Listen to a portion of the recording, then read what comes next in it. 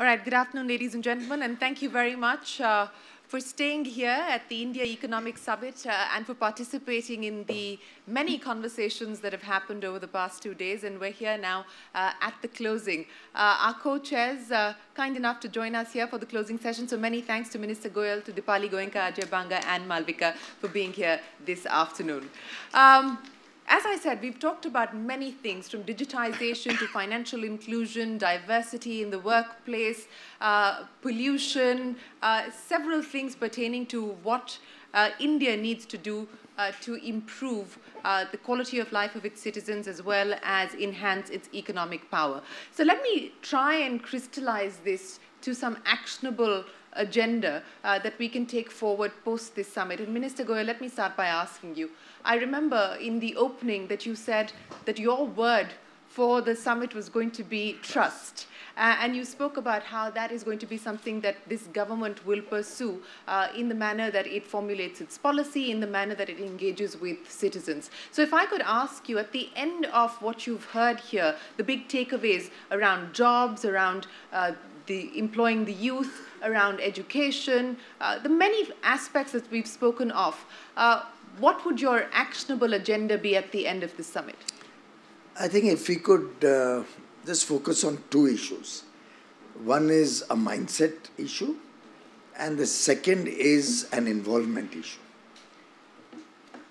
The focus, if it is changed to the narrative becoming outcome-oriented, if the narrative, even in our own discourse or in our own thinking, including the media for that matter, is focused on what's gone wrong, we are happy with that. It's great. Because that, as you know, I've always enjoyed getting feedback which helps us improve our work and our effort. But if it is motivated, if it is singularly intended to disrupt the positive environment, then I think that will be pretty much unfortunate for the country. Because somehow in this day and age of 24 hours television, breaking news and all, it's very easy to sensationalize without really bothering about the outcomes. And more often than not, my own experiences, very trivial issues sometimes are sensationalized beyond they really deserve to. And very often, falsehoods are sensationalized with not even an apology. And I'll share a small example. Once one of the pink papers wrote that I have a shareholding of some 20 or 30 crores in a company which had recently had an IPO. Now, the least I would expect a pink paper, which is basically running economic news, is to verify its facts. And a Piyush Goyal name can be verified very easily. Our data is on the website every year as ministers. And if at all, they should have otherwise written that I'm falsifying my data on that I'm submitting to the Honorable Prime Minister. But it's very easy to write that Piyush Goyal owns 30 crores worth of shares. There must be 500 Piyush Goyals in this country. Right? So this kind of sensationalism that is sought to be created, and I am saying this with full responsibility, often motivated, should change to a more positive mindset where what is wrong, you criticize and you take us to the cleaners on that. And what is good for the country, be willing to even say that that is good for the country. So if I That's one part. Sure. And the second part is the change that we always talk about, be the change you want to see in the world, make a difference to society. Malvika spoke about it yesterday. I think the more all of us get involved. I was in a program this morning where a gentleman came up to me, said, I have retired from the Defense Military Engineering Services. I said, great, I need help to make footbridges wherever there's large amount of passengers on trains in military precision and military speed. Can you help me? He said, I'd love to help you. Now, that's the kind of enthusiasm you find in a large section of India. We are trying to channelize. I've already set up a meeting to meet him and see how he can help me in my work. We need to channelize our own energies to get more involved in this changing dynamic that the country is going through. I've often said that we also have to become whistleblowers. So if we see somebody doing wrong, we've got to talk about it. If in our industry, if she's in the textile trade, somebody is evading taxes, we should let the authorities know so that we can have a level playing field, honest business prevails, rather than just cribbing, crying, cursing the system and hoping it is somebody else's responsibility to stop that. I think if we all decide we will never pay a bribe, we will not encourage or allow anybody to cheat on taxes, Right. this country can be just completely a new story by 2022. I don't want to digress and make this a political issue, but since you spoke quite significantly in your opening comments about motivated sensationalism, are you talking about comments that have been made about the state of the economy? No. I'm talking about general stuff. There's so many things that come up which are irrelevant very often, sensationalized, and by the next day it's not even there anywhere. And nowadays with these online media Social houses, media, so-called yes. social media is still a different thing. The online media houses, you have a number of them who will write anything and get away with it because they don't even have to substantiate do you anything. believe, like Harish Salve does, that social media needs to be regulated in India? I don't think you need to regulate social media. I think collectively we as the citizens of India need to give a befitting reply to such motivated people. You know, I do want to, I think Piyush is raising a really interesting point on the involvement of citizenry. Piyush, it's almost like you were listening to a discussion I was having half an hour ago Okay. in a conversation with young global leaders. And somebody asked me a really good question there. And I said, if each of you went back and spoke to 10 people about what can be done differently, that's 20 people here, that's 200 people you reached. Right. You can change the world with that kind of behavior as compared to waiting for someone else to do it. Absolutely. So I think he's raising a really important point, and this thing of being, you know, of creating the leadership you want, Yeah. of setting the trend.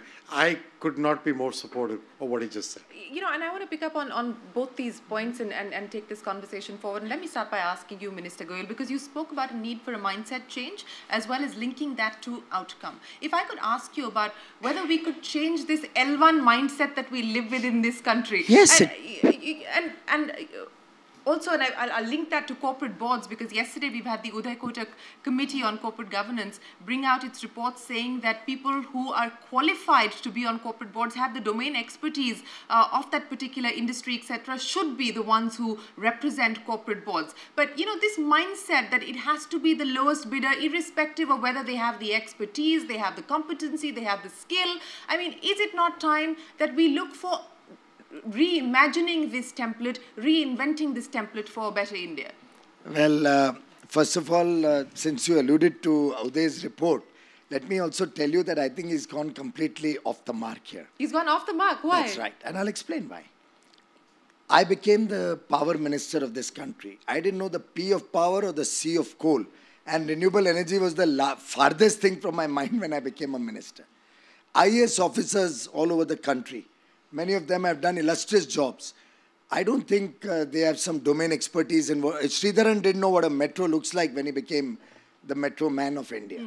So, I mean, I don't think very often I tell people when they come to me and they say that, you know, this company doesn't have experience in manufacturing pipes, for example. We can't buy from them. I said, there is a process to determine if the pipes that they manufacture are good or bad. You do tensile testing. There are all sorts of testing available. But if everybody takes that mindset, he'll never be able to get into business. So Make in India or entrepreneurship and Startup India can be history from tomorrow. To my mind, you have to encourage diversity of opinion, diversity of experience. So if I'm running a steel unit, and I've run a steel unit, forgings, I didn't know a damn all of that. I'm a chartered accountant, right? So businessmen are supposed to keep their accounts honest and correct. Businessmen are, maybe if it's an engineer doesn't know what, Dhirubhai Ambani probably never went beyond a certain basic level of education. So I think there's a completely wrong thinking. Just education doesn't make a man any great or any expert in the field. And the most educated people run some of the biggest frauds that have happened in this country. So is that the only reason why you believe that he's gone off the mark? Or do you think other Since you raised that, as well? I have not even gone into all the details. There are many things good, many things which I think are inappropriate. There's a good idea that a woman director should be compulsory. Great idea. And an independent director. That's also a good idea. But since you are raising the point, I can labor whatever little I've read on the television screen. He also spoke about the board themselves should decide the independent directors. Now, frankly, this is what is already happening. There's nothing rocket new in that. But that is where the problem is. When I run my board, I choose people who are going to be yes men, who are going to listen to me, or going to go by what I say, and that's going to be my board. But that's the whole problem. The base problem is that only. So what he's recommending is that I get to choose who will be on my board, who are convenient for me to be on the board. So anyway, we are not discussing Uday's report. I'll talk to him tomorrow maybe about it. But the bigger issue is... He just got a preview. Yes, he did get a preview. But Uday has been like a mentor for me for 25, 30 years. I love him. And therefore, I can take the liberty, and he takes the same liberty with me. When I go wrong, I know that Uday is there to tell me you're doing something wrong here. So I just said it because these were 2 or 3 things that I just picked up on the screen yesterday. So I'm not even suggesting don't pick enemies. But Rahul Bhai, I am saying that moment you are insisting that I will only have the right and I must have the right to pick my own board. That's what Uday has said in his report. I'm going to have to call a timeout on this because this is not meant to be a conversation around Uday Kotak's recommendations. So let me go back again. Let me go back again to the mindset change that we were talking about, Mr. Goel, and how we can actually insist within government that the policies are outcome linked. See, L1 is something again which is not easy to do away with, and for good and bad reasons. When you point out L1 is not good, you're talking of quality of service. Let's say if I want to take an architect, I certainly can't take it on an L1 basis. You know, when a PSU is disinvested and merchant bankers bid for it, and there may be some merchant bankers in this room, every time they bid 0. Are you aware of that? Yes. Why do they do that? Because of 2 reasons. They make money on the side because of the investments that flow in from them, and they get some carry on the money that's invested. You know that very well. And the second is they want to up their league rankings. Correct? Yeah. Now, in that case, it's certainly we cannot do anything. Everybody is 0. I had, in fact, suggested to the DPUM secretary, which I usually do, like in the coal mines, that now you start asking them how much money you will pay us to be the merchant banker of a disinvestment to the government. But the bigger point is that, look, we also want probity and honesty in government. No, I get that. Beyond a stage, if we start messing up with L1, we are also going to land up with scandals and excuses of quality always becoming a cause for scandal. Therefore, there are established processes. You can create committees. You can create technical specifications which are robust and protect you from the riffraff. You can have 70% of the marks for technical, 30% for financial bids. There are ways in which you can reasonably protect. I personally am of the opinion you should have a technical spec which is strict, remove the shaft from the grain, and then allow them to bid on a financial parameter. Many people use the 70-30 or 50-50 principle. I personally believe it leads to more objectivity, and then people can manipulate transactions. I have so far avoided doing that. Okay, so let me continue with the conversation that we're having on outcomes. And I remember, Dipali, in your opening, you spoke about the one big concern that you have, and that is around jobs. At the end of everything that we've heard here during the course of this summit, if I were to ask you to prioritize what you would like to see the corporate sector do, what you would like to see the government do, the 2 or 3 things, so that we actually move up on the agenda as far as job creation is concerned. You know, along with what I witnessed in the last 2 days, somebody commented on why is textiles so important? I mean, do you think India should have that agenda as textiles? I mean, it's one of the largest job creators in the world. Yes, exactly. So I mean, I was just wondering, you know. So I think the key thing for us as corporates is that how do we look at the grassroots level employment of the youth population, because the non-farming jobs is critical.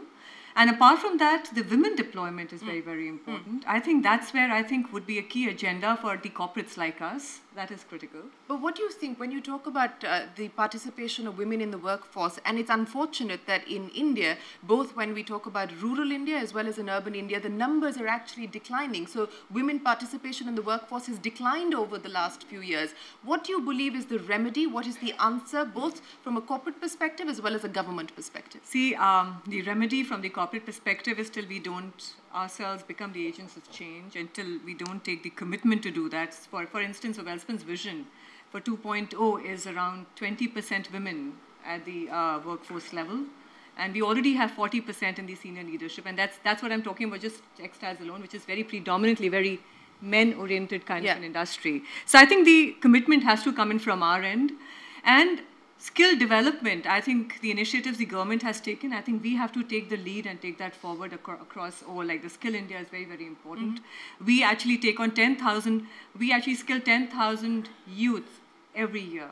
And I think that becomes a very interesting initiative by what we do, and I think the government will also need to take that. Okay, Ajay, I think it was, you also rated jobs as your #1 concern. Yeah, that was my single word. In your opening session. So, you know, it's a mammoth task and it's a mammoth challenge. But you and I were having the conversation before we came out where you said that we must approach this in bite-sized solutions so that we can actually go after the problem and attack it.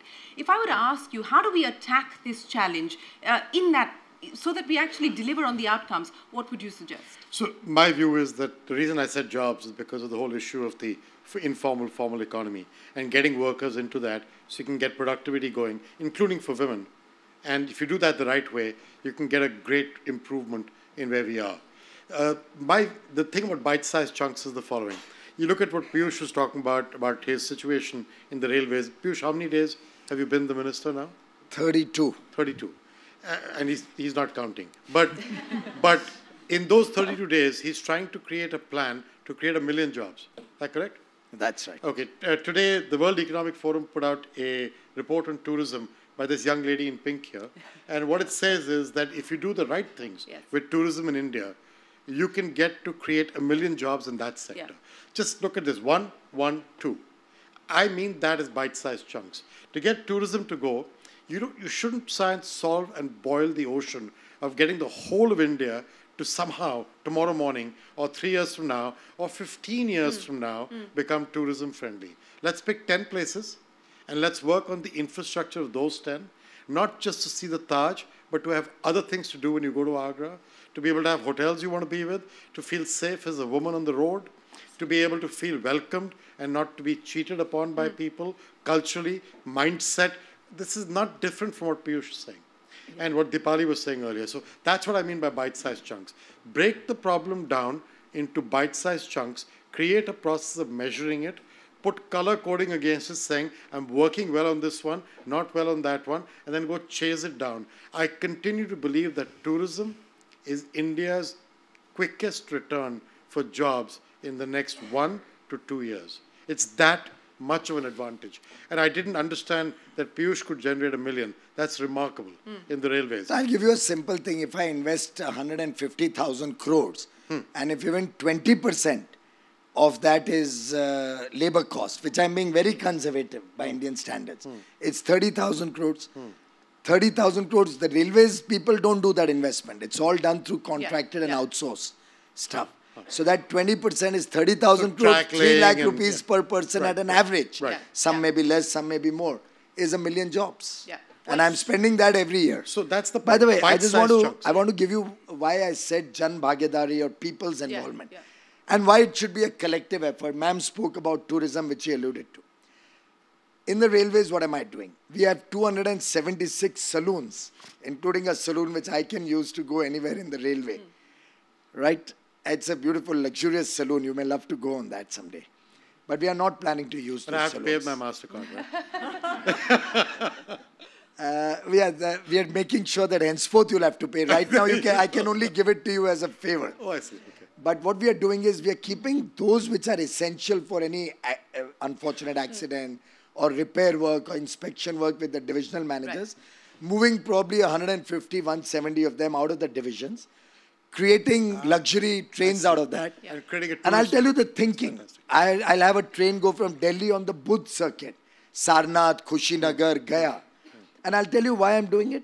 Because in those places, we don't have very good hotel facilities, stay facilities. But these trains have beautiful staying facilities. So a Japanese can come on that train, stay in the night in that coach, good toilets, good everything. In the day, pay his respects at the Budh tourist spot. Again, come back in the night, go to the next place. So his hotel, his stay, his toilet, everything is well taken care of. I'll probably add 1 or 2 Japanese translators or whatever countries' Chinese translators. And there, lo and behold, you've got without doing anything else, you've created infrastructure. So my point about this was bite-sized chunks. You do that. That's one example.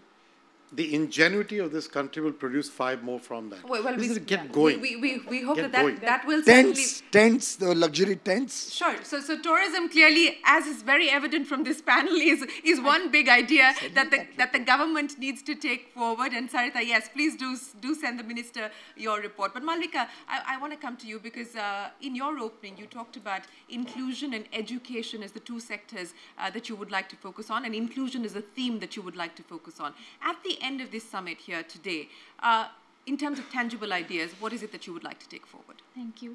I think for the past 2 days, I have been strongly advocating for inclusion at every platform I got, and I am very happy for the support I received, for the response I got from the business leaders here, the government leaders, and everyone at the summit. And I was extolling the promise of my generation, the millennial generation, and my country to this world. So while I remain optimistic about this dream, I would be fooled not to acknowledge that banking on the future is a treacherous endeavor. So to paraphrase Donald Rumsfeld, there are known knowns, there are known unknowns, but there are also unknown unknowns. I'm a student of the social sciences, and I'm interested in almost all the intangibles of society. Chief amongst them is attitude, which I have been emphasizing in every platform. Yes. I speak as a woman and as a disabled woman here, and I must speak that no matter what, no matter where I go, which Indian street I walk, I can almost taste the prejudice in the stare. I can almost see people discriminating me. And we could play an endless statistical game here, but the truth is this: we as a nation need to be more cognizant of how we perceive our fellows. Education must be well-rounded. On the steep hill to educate our children on civic behavior, here is my first lesson: do not stare, period. Our attitudes, our attitudes towards those different from us, may they be gender, age, religion, education, all of these have an effect on the overall stability of the nation. Attitude affects one's perception, perception affects one's communication, communication affects one's actions. So the integral of all individual action must amount to the idea of society and, in extension, the character of nation. And I want to highlight another important point, that is mental health. And it is an aspect that is not often paid much attention and sometimes even willfully ignored. Even amongst the educated, there is a stigma associated with seeking help for mental health. Mental health has a direct effect on one's ability in realizing their true potential. And we have the largest working population in the world. Hence, it is not a stretch to say that we will have an epidemic on our hands that will affect our nation's stability for a generation if we don't pay enough attention to mental health. Well, I'm going to stop you just there, Malvika, because you raise very important points, and I'm glad that the India Economic Summit actually addressed some of those issues, including the issue that you raise here of mental health, and we did have a conversation around that here at the summit. Yes, Dipali. You know what, me, Shirin, Malvika said about, I think there are 2 things I want to talk about. One is safety and security, and the other is about, the specially abled. I think these are 2 interesting things that an important integral part of the industry's initiatives that they need to talk about. You're talking about safety and security, you're talking about women in workforce. We're talking about skill development.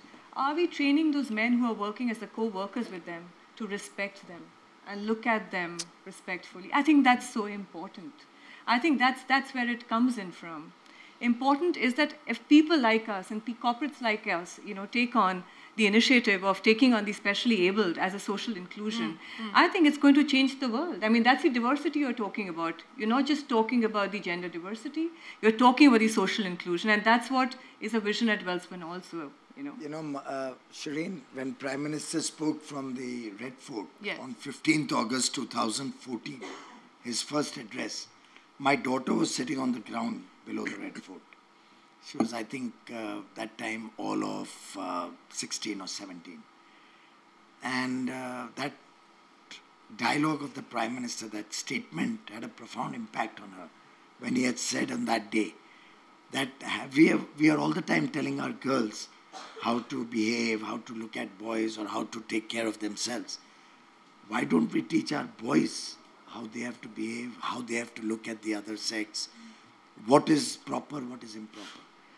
And I was remembering that in our time in school, we used to have moral science classes. And I think it's not there in schools anymore. But if we were to try and introduce it, I don't know your channel, but many would be first off the block trying to tell us you're trying to force education or force a certain culture or force Indian tradition and heritage on the children.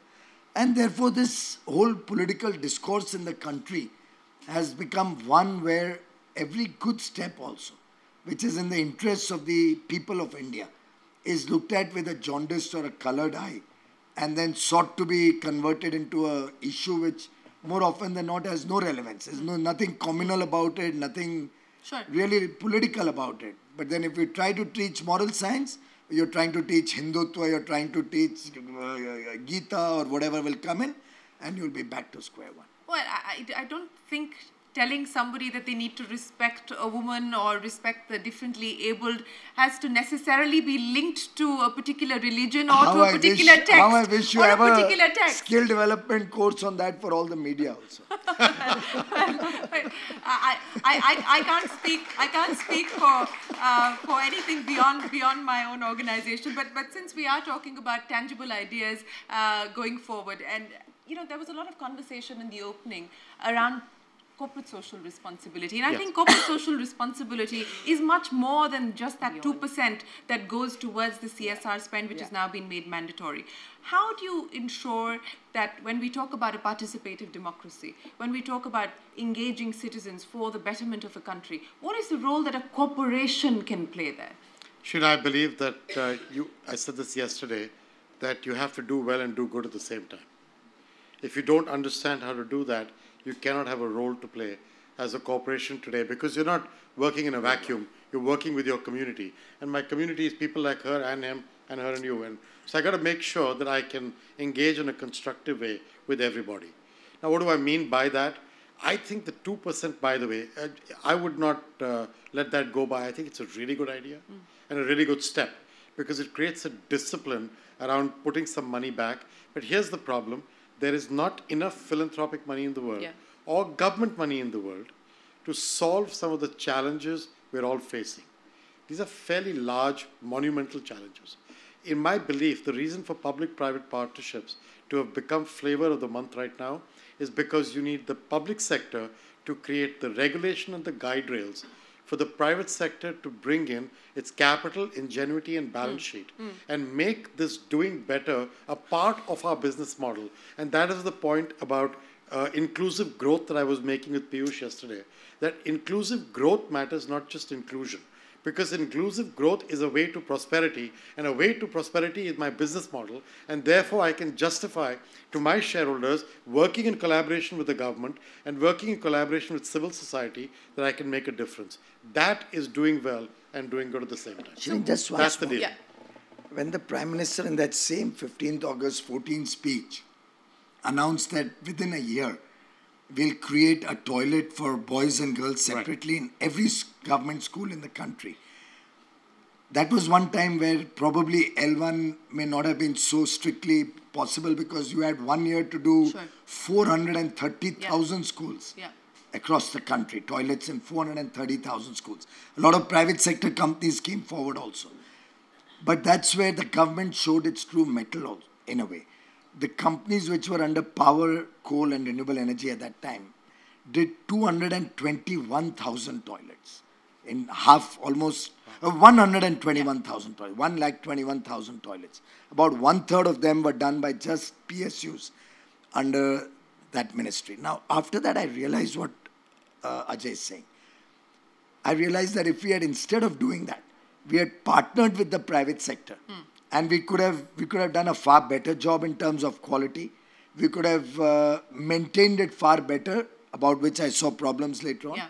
So now, about a month ago, I had meetings with Tata Charities, Piramal's Charities, a lot of companies in Delhi, Nachiket More, a lot of people came. Yeah. Then last week, another 3-4 more charities came forward. I'm trying to see how we can leverage the same PPP model to get NGOs in the private sector and government spending leverage each other. Great. There's a huge amount of money we give out through our various programs, be it Beti Bachao, Beti Padhao, be it our maternity programs, be it our programs for education. There's huge amount of money spent, forget CSR, in the normal course of social welfare schemes. So if the NGOs, and I find some really well-meaning people there, government schemes and our own CSR, if we can dovetail that, I think we can get a big bang for every buck that we spend. We can leverage and multiply manifold and also stop duplication. Out of 8 or 9 trusts, 6 or 7 spoke about health, 5 spoke about education. So we are all working in silos. If we can dovetail all that, it can have a transformational impact. Yes, because scale matters. But specifically on the need for public-private partnership to create social infrastructure, if I could broadly call it that, whether it's healthcare or education. And these have been experiments that various state governments have undertaken with the private sector, where you use the government infrastructure but get the private sector to actually run a school or run a hospital. The Niti Aayog, in fact, in its recent proposal, has suggested a PPP model where you use government infrastructure but it's actually given out to a private sector player. Do you believe that that is the idea for the future when we talk about improving the service that at the last mile? Do you think that that is going to be an idea that will be given currency by this government? There's no one size fits all in these things. You have to be open to ideas across the board. I'll tell you a small thing. We wanted to start station development. Companies are not coming forward. They wanted to see if this experiment works. So in Gandhinagar, the government gave out an EPC contract and the station is being developed. A hotel will come up and the tendering has been done. And a good company has got the tender to manage that hotel when it comes out. We've done it already so that the furnishing can be to their taste. So you're using the real estate of the station? The real estate of the station. Monetize it. It'll be a beautiful station and a hotel on top. Hotel given out on management contract like Hyatt and everybody takes. They take 3.5%. That's the tendered price on which it went. Same formula. Technical specs, 5 people or whatever were shortlisted. And then in the financial bid, this company won. And once we have 3 or 4 such cases, then the general public will start taking interest. If EESL hadn't done the huge LED rollout, the private sector would never have reduced their prices by 90%. So I think it's every project has its own that's back to the bite-sized chunks. If you do it in 10 places and it shows up as being a good idea, you can do it in 100 after. Absolutely. And that's what I feel we need to do. We need to bring our problems down to things we can manage and deal with, solve for them, and then run with them. So let me last 5 minutes, get some audience questions in and then let the minister leave. So let me get hands in the audience. Yes, Ratul, we've got Ratul Puri right here. If we can get the microphone across to him. Yes. His question will be longer than 5 minutes. This question goes out to anyone on the panel, and I'm Ratul Puri from Hindustan Power. Minister Goyal yesterday talked about trust and said trust is a critical factor, and I believe one of the key elements in restarting the investment cycle, creating jobs, doing all the good things that India needs to do, is to enhance trust that is there amongst all key stakeholders, the media, industry, government. How do we reestablish this element of trust, some element of trust that may have been lost? How do we go forward and enhance it and build upon it? Well, 20 seconds, not 5 minutes. Your turn, That's a good point. I think, for example, the finance minister had mentioned that if people start paying their taxes and we get more tax revenue, we can reduce the tax rates. If more and more people start self-policing, so let's say she's in a textile business, there are 10 companies. If she knows that there's one company which is cheating or 2 which are cheating, if she lets us know about it and we can stop that, then it will encourage everybody to start being honest. But if she allows that to continue, and God forbid that comes to the attention of the government, then what happens is one wrong step leads to everything becoming suspect. So I think that trust is something where everybody will have to put their foot forward. We in government will have to be more trusting of people that they are paying their taxes honestly. The industry or taxpayers will have to be more honest in terms of declaring their business and their accounts more honestly. And as I said, the media will have to be more trusting in terms of actually seeing, is there a mala fide or a bona fide? For example, we want to amend the Prevention of Corruption Act.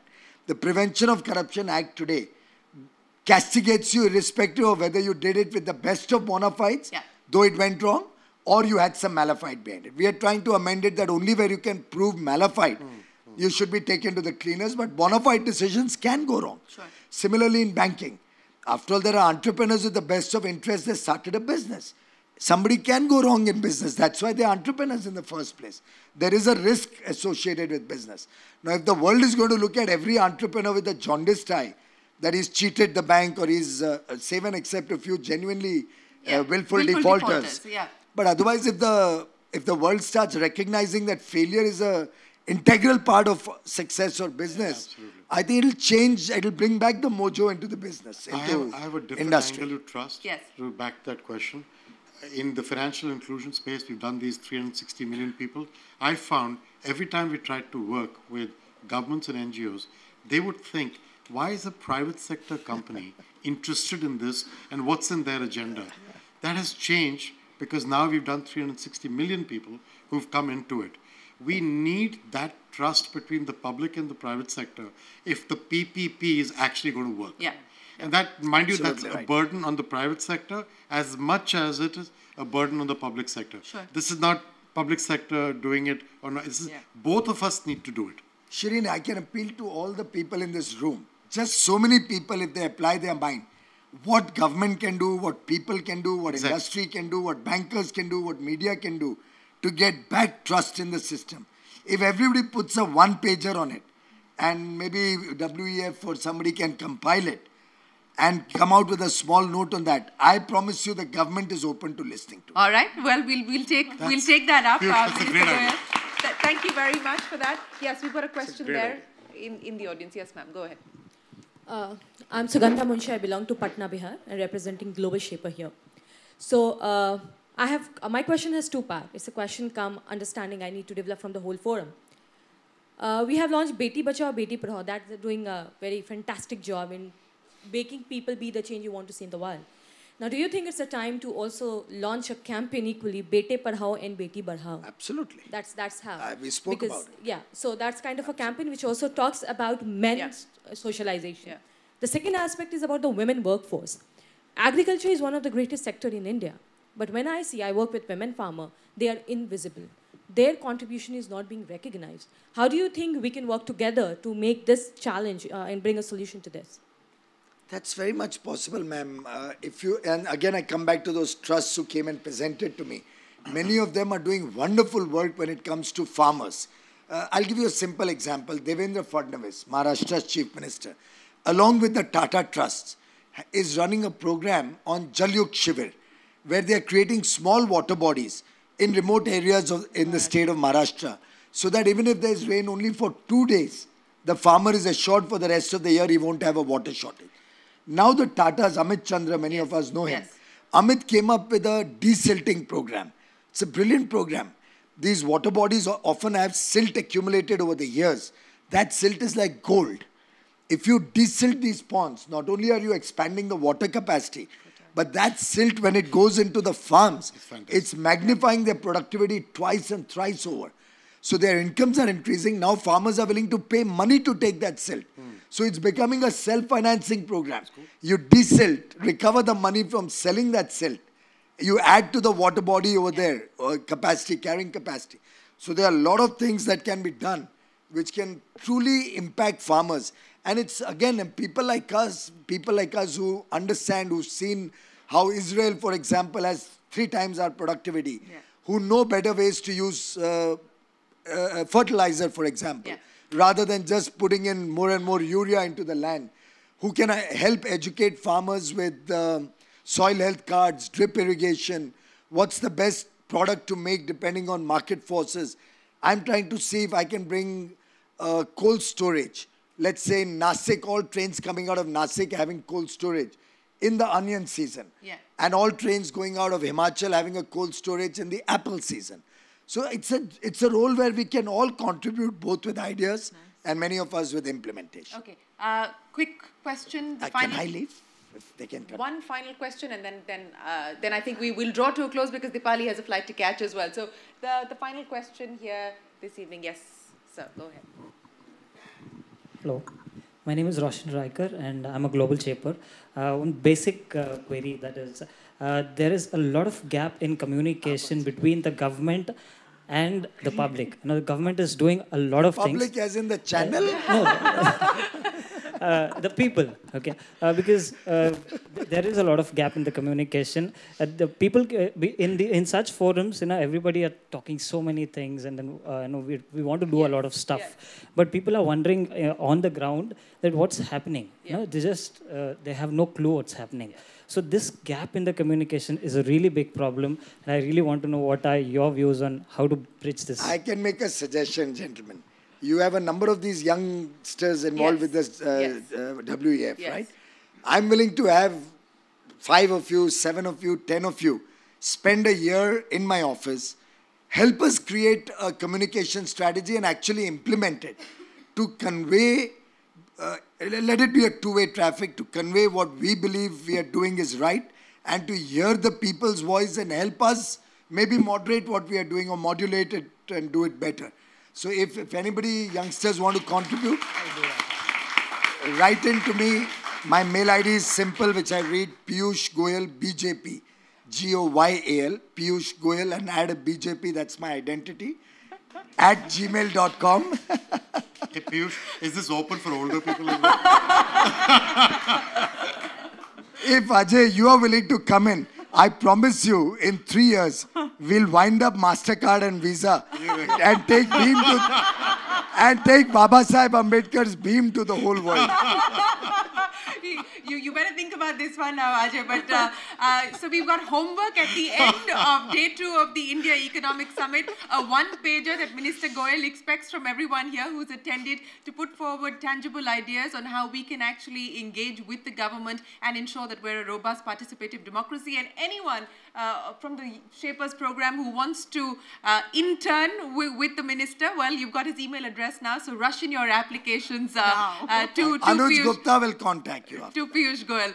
Yes, Ajay. I want to say one thing, which is Karan said something yesterday, which is very interesting. And he said, you know, if this was a Bollywood movie, we're at halftime. We want to get to the end and have a happy ending. I really want us to not forget the idea of India taking the leading role on building the international order, because India deserves that chance. Its time has come. We can do it when you do things like corporate governance, intellectual property, market access, these conversations, we can do it. I just want to make sure we don't lose sight of that. Yeah. This is our chance. It will go away after that. Don't lose that chance. Right. So Ajay used, or Karan used the Bollywood analogy. I'll end with the cricketing analogy. I guess we're in the slog overs now, and let's hope that... No. This is not the slog overs. No? This is boom time. Is the time to hit sixes and really go for the jugular. So the heavy hitting starts now. All right, Piyush Goyal, Dipali Goenka, Malvika Ajay Banga, many thanks for joining us. Let me invite Chandrajit Banerjee, please, to say a few words before we wrap up.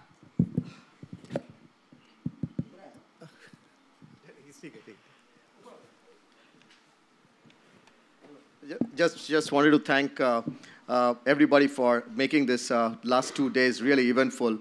And if we want to see an outcome of the discussions, and one great outcome before I came onto this table, before I came onto this dais, was the phenomenal balance that one saw, be it gender parity or be it the type of...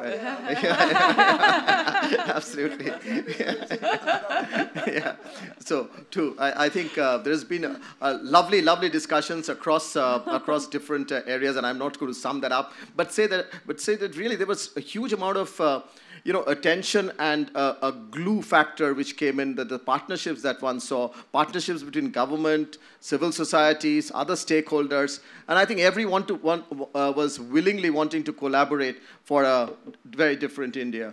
And I think and the international community's participation in wanting to make that happen has been so strong. It is one window of opportunity, we say, that India has. And if we don't get it, it won't come in another 60 years. So we are very hopeful, and we saw the world order really looking at India to really make it happen. It's not just the policymakers' responsibility. I think it's a combined responsibility of everybody. We'd want to work on that.